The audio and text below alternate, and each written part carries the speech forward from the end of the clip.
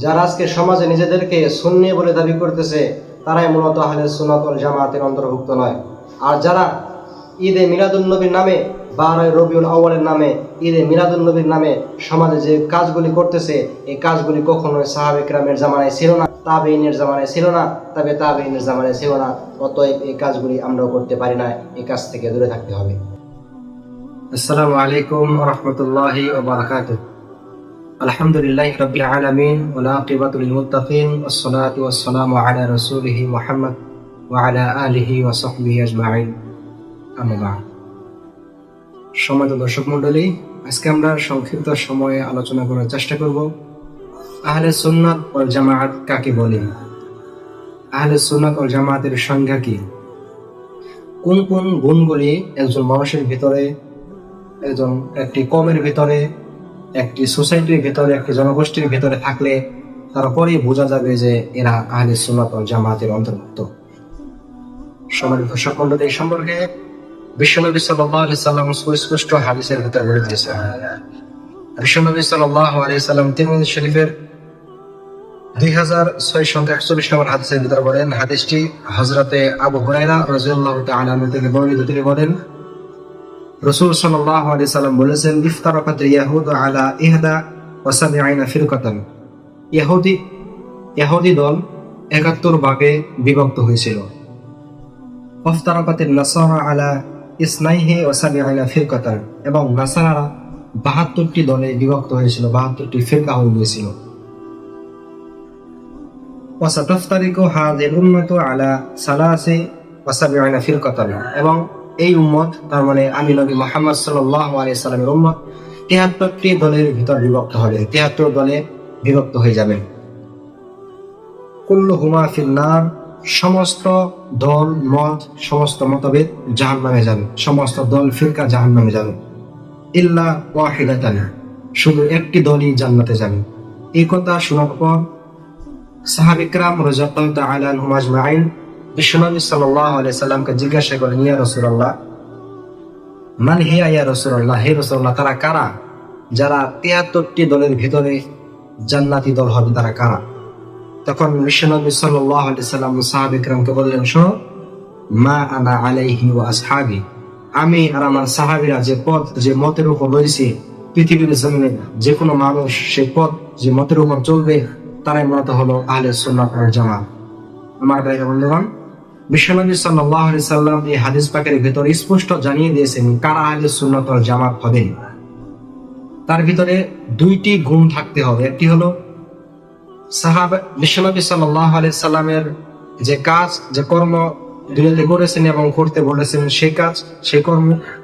আর সাহাবা কিরাম রাদিয়াল্লাহু তাআলা আনহুম আজমাইন যে কাজ করেছেন, যে কাজের কথা বলেছেন, তাদের থেকে যে কাজ প্রমাণিত, সেই কাজ যারা করবে তারাই মূলত আহলে সুন্নাত ওয়াল জামাত। কিন্তু বর্তমান সময়ে সমাজের ভিতরে, সোসাইটির ভিতরে কিছু মানুষ নিজেদেরকে আহলে সুন্নাত ওয়াল জামাত বলে, সুন্নি বলে দাবি করে। তারা কি আসলেই আহলে সুন্নাত ওয়াল জামাতের ভিতরে পড়ে কিনা, তারা আসলেই তাদের কাজ কর্ম আহলে সুন্নাত ওয়াল জামাত অনুযায়ী হয় কিনা, আমরা দেখার চেষ্টা করবো ইনশাআল্লাহ। তো সম্মানিত দর্শক মণ্ডলী, বলতেছিলাম আহলে সুন্নাত ওয়াল জামাত কারা। সমাজে কিছু মানুষ আছে যারা নিজেদেরকে আহলে সুন্নাত ওয়াল জামাত বলে, আর তাদের মতের বিরুদ্ধে যারা চলে, তাদের সাথে যাদের কোনো মিল নেই, তাদেরকে তারা ওয়াহাবি বলে দাবি করে এবং তাদেরকে কুফর, গুস্তাখে রাসূল, গুস্তাখে সাহাবা, গুস্তাখে হাসান হোসেন বলে তার দাবি করে। তাদের কর্ম মূলত আমাদের থেকে আলাদা। তারা মুহররম মাস আসলে তারা হযরতে হুসাইন রাদিয়াল্লাহু তাআলা আনহুর নামে তারা যে বাড়াবাড়িটা করে, যে মুহররমকে উদ্দেশ্য করে তারা যে প্রোগ্রাম করা হয়, যে খিচুড়ি পোলাও সমাজের ভিতরে যেটা ব্যবস্থা করা হয়, সেই কাজগুলি আদৌ কি সাহাবা কিরাম রাদিয়াল্লাহু তাআলা আনহুমের জামানায় তারা করেছিলেন কিনা? তাহলে ওই কাজগুলি যদি সাহাবা কিরাম থেকে প্রমাণিত না হয়, খয়রুল কুরুনের থেকে যদি প্রমাণিত না হয়, রাসূল সাল্লাল্লাহু আলাইহি সাল্লামের জামানা থেকে সাহাবারা এই কাজ করেছিলেন কিনা? যদি এই কাজগুলি সাহাবা কিরাম রাদিয়াল্লাহু তাআলা আনহুমের জামানা থেকে যদি প্রমাণিত না হয়, তাহলে কিভাবে তারা নিজেদেরকে আহলে সুন্নাত ওয়াল জামাত বলে পরিচয় দিতে পারে? মুহররমকে উদ্দেশ্য যে বাড়াবাড়ি করে, আদৌ এই কাজগুলি কখনোই সাহাবা কিরামরা করেননি, তাবেঈরা করেননি, তাবেঈরা করেননি। তাহলে কি তারা কি হযরত হোসেন রাদিয়াল্লাহু তাআলা আনহুকে তারা কি ভালোবাসেনি, তারা কি মহব্বত করেনি? হোসেন রাদিয়াল্লাহু তাআলা আনহু দুনিয়া থেকে যাওয়ার পরেও আরো পরে 40 থেকে 45 বছর সময় পর্যন্ত সাহাবা একরাম দুনিয়াতে বেঁচে ছিলেন। তাহলে আমাদেরকে দেখতে হবে ওই সাহাবাদের আমল কি ছিল, তাদের কর্ম কি ছিল। তারা যদি এই মুহররমকে উদ্দেশ্য করে তারা যেগুলি করতেছে, এই কাজগুলি যদি সাহাবা একরাম রাদিয়াল্লাহু তাআলা আনহুমের জামানা থেকে যে প্রমাণিত না হয়, তারা যদি না করে থাকেন, তাহলে আমরা এই কাজগুলি কখনো করতে পারি না। আর যারা করে তারা নিজেদেরকে আহলে সুন্নাত ওয়াল জামাত বলে পরিচয় দিতে পারে না। আর রবিউল আউয়াল মাস আসার পরে তারা যে বিষয়টিকে নিয়ে বাড়াবাড়ি করে, তারা যে বিশ্বনবী সাল্লাল্লাহু আলাইহি সাল্লামের জন্মদিন পালন করে, তারা যে ঈদে মিলাদুন নবী পালন করে, এই কাজগুলি সাহাবা একরামরা করেছিলেন কিনা? এই কাজগুলি যদি সাহাবা একরামরা না করে থাকেন, তাহলে এটা কখনোই ইসলামের কাজ হতে পারে না, শরিয়ার কাজ হতে পারে না। কেননা পৃথিবীর ভিতরে সাহাবা একরাম রাদিয়াল্লাহু তাআলা আনহুম আজমাইনরাই বিশ্বনবী সাল্লাল্লাহু আলাইহি সাল্লামকে সবথেকে বেশি ভালোবেসেছিল। আর তারা যদি রবিউল আউয়াল মাসে বিশ্বনবী সাল্লাল্লাহু আলাইহি সাল্লামের যদি জন্মদিন পালন না করে থাকে, ঈদে মিলাদুন নবী যদি তারা পালন না করে থাকে, তাহলে কখনো এটা ইসলামের কাজ হতে পারে না, এটা আহলে সুন্নাত ওয়াল জামাতের কাজ হতে পারে না। সম্মানিত দর্শক মণ্ডলী, যারা মূলত নিজেদেরকে আহলে সুন্নাত ওয়াল জামাত বলে পরিচয় দেয়, এটা মূলত মুখের দপনে তারা নিজেদেরকে আহলে সুন্নাত ওয়াল জামাত বলে এবং সুন্নি বলে।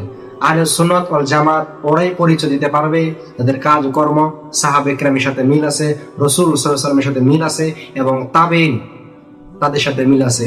বিশ্বনবী সাল্লাল্লাহু আলাইহি ওয়াসাল্লাম বলেছেন, খায়রুল কুরুনি করনি সুম্মাল্লাযিনা ইয়ালুনাহুম সুম্মাল্লাযিনা ইয়ালুনাহুম। বিশ্বনবী সাল্লাল্লাহু আলাইহি ওয়াসাল্লামের জামানা, সাহাবা একরামের জামানা, তাবেঈনের জামানা, এই তিন জামানার ভিতরে যদি কোনো কাজ কর্ম যদি না পাওয়া যায়, সেই কাজ যদি ইসলামের ভিতরে কোনো ব্যক্তি আবিষ্কার করে, সেই কাজ যদি কোনো ব্যক্তি ইসলামের ভিতরে ইবাদত মনে করে, সেটা কখনোই ইবাদত হতে পারে না। হযরত আম্মা জান আয়েশা সিদ্দিকা রাদিয়াল্লাহু তাআলা আনহা বলেন যে, মানা আমিলা আমালান লাইসা আমরুনা ফাহুয়া রাদ্দুন। কোন ব্যক্তি যদি এমন কোন আমল করে, এমন কোন কাজ করে যে আমলটি আমাদের জামানায় ছিল না, আমাদের যুগে ছিল না, তাহলে ওই আমল বাতিল, ওই আমলকে রদ করতে হবে, ওই আমলকে ছুঁড়ে ফেলে দিতে হবে, সেটা যতই ভালো কাজ হোক না কেন। সাহাবা একরাম ইসলামের ভিতরে কোনো ভালো কাজ, এমন কোনো ভালো কাজ বাকি রয়নি যে সাহাবা একরাম সেটা করেননি। তাহলে সাহাবা একরাম যে কাজ করেছে আমরা সেটা করব, সাহাবা একরাম যে কাজ করেনি আমরা সেটা কখনো করতে পারি না। সাহাবা একরাম যদি মিলাদ কিয়াম করেছে আমরা অবশ্যই করব। সাহাবা একরাম যদি মুহররম মাসে মুহররমকে পালন করেছে, 10ই মুহররমকে পালন করেছে, যেরকম করে করেছে আমরা সেরকম করে করব। সাহাবা একরাম যদি 12ই রবিউল আউয়ালে বিশ্বনবী সাল্লাল্লাহু আলাইহি সাল্লামের জন্মদিন পালন করেছে, ঈদে মিলাদুন নবী পালন করেছে, আমরা অবশ্যই পালন করব। আর যদি না করে থাকে তাহলে কোচিং কাল আমরা সেটা করতে পারি না, সেটা কখনো ইবাদত হতে পারে না। সম্মানিত দর্শক মণ্ডলী, আমরা সব সময় ওই মানুষদের থেকে দূরে দূরে থাকবো যারা নাকি ইসলামের ভিতরে নতুন নতুন ইবাদত আবিষ্কার করে। আমরা ওই কাজগুলি করব যে কাজগুলি সাহাবা একরাম করেছে, তাবেঈরা করেছে। আমরা ওই কাজগুলি কখনোই করব না যে কাজগুলি সাহাবা একরাম করেন নাই, তাবেঈরা করেন নাই। তো আমরা সবাই এই দিকগুলি, এই বিষয়বস্তুগুলি আমরা বিবেচনা করে আমরা চলার চেষ্টা করবো ইনশাআল্লাহ। সবাই দোয়া করবেন। আসসালামু আলাইকুম ওয়া রাহমাতুল্লাহি ওয়া বারাকাতুহু।